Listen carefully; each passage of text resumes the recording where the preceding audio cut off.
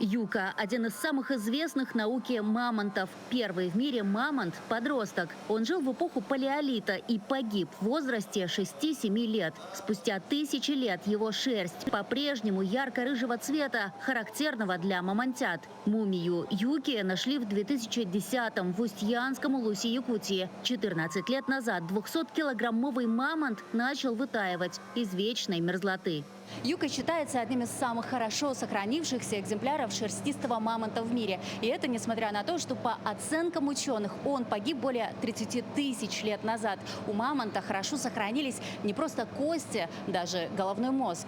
Конечно, благодаря климату Якутии, сухому и морозному, только в этих условиях можно сохранить ткани животного без тления.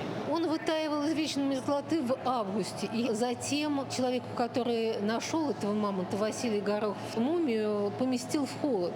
Именно поэтому такая хорошая сохранность тканей мамонтенка и была достигнута. Именно поэтому.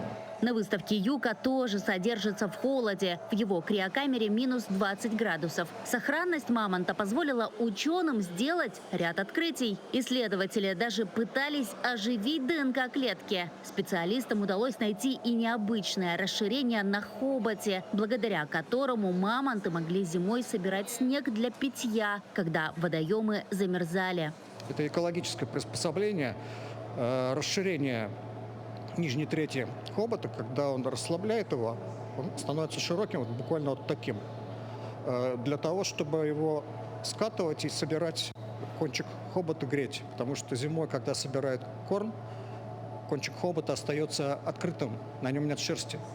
И он, видимо, мерзнет, и поэтому у мамонта были такие складки, как он его мог спрятать, немножко погреть и потом дальше уже пастись.